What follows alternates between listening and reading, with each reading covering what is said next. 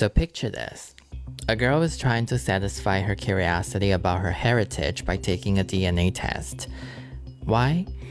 Maybe she just wants to figure out if she has that 1% of Viking blood. But the next thing she knows, the police is knocking on her door calling her phone because the test results spilled the beans that one of her relatives was actually a cold case killer that the police department has been hunting for more than 20 years.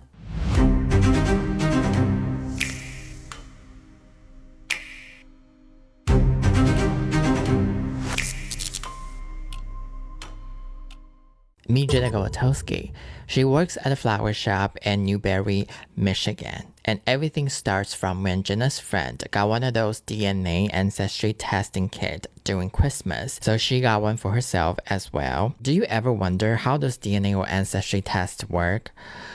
Let me walk you through this. The first step is always easy. All you gotta do is to provide a saliva or cheek swab sample, and these samples contain cells that possess DNA. And subsequently, the sample will be sent to a lab for testing, and the technicians will extract the DNA from the cell, purify the impurities. Then this DNA is analyzed by utilizing microarray technology, and this technology consists of thousands of probes that bind to specific regions of DNA, and this DNA is called a single nucleotide polymorphisms. And this genotyping data is then compared to a large reference database which contains genetic information from individuals from different ethnic backgrounds. And finally, a report is sent back to users showing the percentage of ancestry from different regions or ethnic groups. And that sounds boring as fuck. Sounds like what Jeffrey Epstein and Stephen Hawking would be interested. Not me. Everything went smoothly. No fuss, no muss. Curiosity killed the cat and satisfaction brought them back, right? And a year later, she was at work. Her phone rang. It was from a detective from the Michigan State Police Department. She was like, okay, am I in trouble? Did I kill someone? Why is there a detective calling me? What is going on here? But what the detective said next got her foaming at the mouth. He said he's reopening a case that happened 25 years ago, and Jenna's DNA was a direct match to the victim.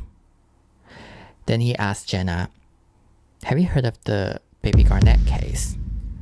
Jenna was like, you're fucking shitting me, right? The Baby Garnett case. So the Baby Garnett case is infamous in the town where she grew up. Even if you don't know what actually went down in this case, at least people heard about it. The detective also told her that they have been working with the lady who's from a genetic genealogy investigation firm, and the firm manages a vast worldwide DNA database. And he also said the lady probably gonna call her later that day to ask her to upload her DNA results to the website. And by doing so, they can probably finally make some progress and just solve this once for all.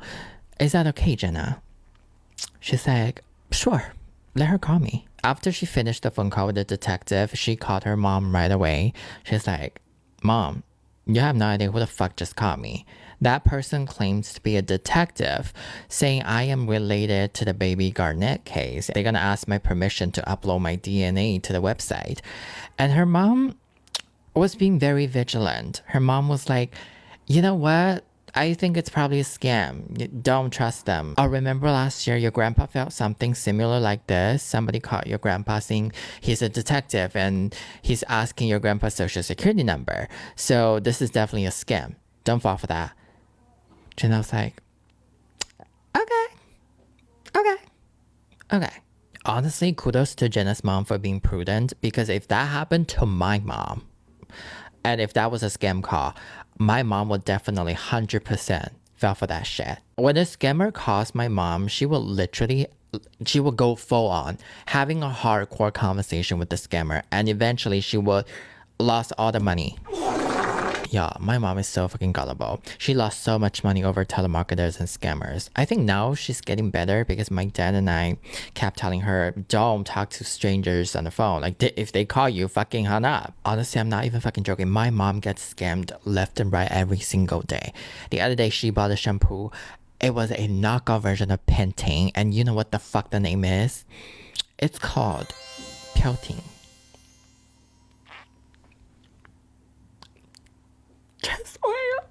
Everything she buys from the internet, from Pinduoduo, they're always knockoffs. She didn't mean to purchase the knockoff versions, but for some reason, everything that appeared on her For You page, they're fucking knockoffs. So despite what Jenna's mom told her, the lady called that day.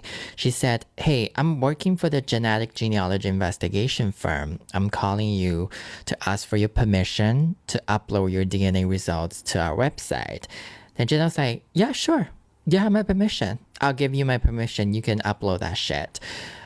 Then the lady said, "I also need your password." Huh? What? You know, it's one thing that you ask for my permission, but it's another thing that you're asking my password. Then Jenna was like, I think the fuck nah, you trick ass bitch. Shit on my fucking face if you ever think I'm gonna give you my password." Well, she didn't say that, but that's what I will say. So without hesitation, Jenna hung up the phone. She's like, no.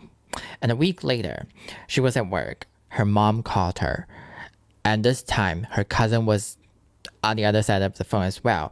They told Jenna that the calls that they've been getting from the detective, from the lady who works at the investigation firm, as a matter of fact, they were legit. Yeah, they were not kidding. They were not scammers. They were absolutely legit. Okay, if you guys say so. So Jenna gave them her password. They also asked Jenna's mom's permission to upload her DNA results to the website. So they took Jenna and Jenna's mom, both of them. The results came back, and guess the fuck what? Not only Jenna was a distant relative to the victim, but Jenna's mom was directly related to the victim, uncovering a family connection that she never could have imagined. All the puzzles are pieced together now. So the police found out that Jenna's grandmother, Nancy, whom she had never met, is actually the killer from the Baby Garnett case that the police has been hunting for more than 2 decades. In June of 1997, a deceased infant was found in a pit toilet at the Garnett Lake campground located in Houston Township of the Upper Peninsula. After conducting an autopsy, it was determined that the baby had died from asphyxiation. And when I was doing the research, when I saw the word a pit toilet, hold on, what is a pit toilet? Is it like a squat toilet? So I did some digging, and apparently a pit toilet is a simple hole underground which has no flushing mechanism and relying on gravity and natural decomposition. The police proceeded to investigate for the next couple of months, but unfortunately they couldn't find anything. There were no witnesses, no viable leads to the investigation. Therefore, the case lost its momentum and went cold for over 20 years. In 2017, a sergeant from the Michigan State Police renewed the whole investigation with the assistance from a private lab and FBI. They initiated this thing called familial genetic genealogical tracing. I don't know why this sounds so pretentious. And in 2020, they sent the skeletal remainings to the lab for testing. That's where the earlier story comes into play. Jenna took a test and the results came back and alerted the police, indicating there's a specific familial lineage, leading the investigators to an elderly woman whose name is Nancy Gawatowski, who was then living in Pinedale, Wyoming. So the police arrested Nancy and trying to find out why and what really happened that night.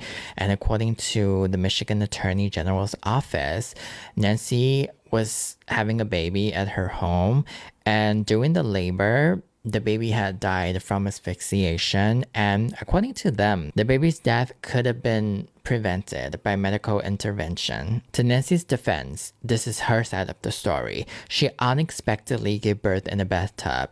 So she was pregnant, she was taking a bath that night, and it wasn't supposed to happen. Like, that was not her due date. But it happened, the shit happened, and she was forced to give birth in a bathtub. While she was giving the birth, the baby got stuck inside of her birth canal. She tried to pull the fetus out of her body, but couldn't. She ended up passing out. Now, I'm not sure what was the cause of fainting because there were so many factors can contribute to it. For instance, lack of oxygen, dehydration, heat-induced hypertension. Because when we're taking a bath or when we're in one of those extremely hot environment like a sauna for extended periods of time, we tend to sweat a lot. This is gonna result in loss of fluids and electrolytes, which can cause dehydration. The heat makes our blood vessel to dilate or widen. This can reduce the amount of oxygenated blood to the brain. And on top of that, she wasn't enjoying the bath. She wasn't in a bathtub that is infused with fucking Lush bath bombs, sipping Chardonnay. She wasn't doing none of that shit. She was giving a full-on, a hardcore birth in a bathtub. I'm pretty sure that she's mentally and physically fatigued. And by the time she woke up from that and finally delivered the baby had already passed away. So instead of calling the 911, she drove miles away across town and dumped the baby in a pit toilet. Nancy also asserted that, similar to the typical individuals in 1997, she didn't have access to telephone or cellular service. Well, that's a tongue twister. Cellular service, rendering her not able to dial 911. Her defense attorney contended that Nancy had been in a state of shock following a traumatic childbirth, during which she had no pain medication. To my understanding, this can imply that everything unfolded at a breakneck pace, one thing after another, leaving her no time to rest, no time to think, no time to recover. As a result, she was just not in a rational state of mind. Nancy had been charged with 1 count each of open murder, involuntary manslaughter, concealing the death of an individual. And I was curious about the statute of limitation on those charges. Evidently, at the federal level and in most states, there's no statute of limitation for murder. However, the statute of limitation does imply for manslaughter. So for involuntary manslaughter, it ranges from 3 to 5 years, and the time might vary based on jurisdictions. Now, it is unclear whether the baby died at some point during the birth inside of her, or the baby passed away after she pulled the fetus out of her body, as no one can confirm the fetus was born alive. But if Nancy was charged for the open murder case, she could potentially face life sentence. And as far as for Jenna, she said, it was a very hard time, very traumatizing, very nerve-wracking. I've never met this woman, so it was hard for me to even grasp that concept, but even harder for my mom, because that was her mother. Yo, imagine you accidentally kill someone and you got away with this murder. You kept this skeleton in your closet hidden for your whole life.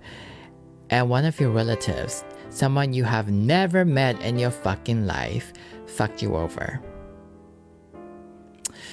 Well, I guess whatever you put out there always comes back and bites you in the ass, huh? What do you think? I would like to hear your thoughts. Let me know in the comments. Anyway, guys, thank you so much for watching today's video. And if you enjoyed this video, please like, comment, subscribe, and I will see you in the next one. Bye.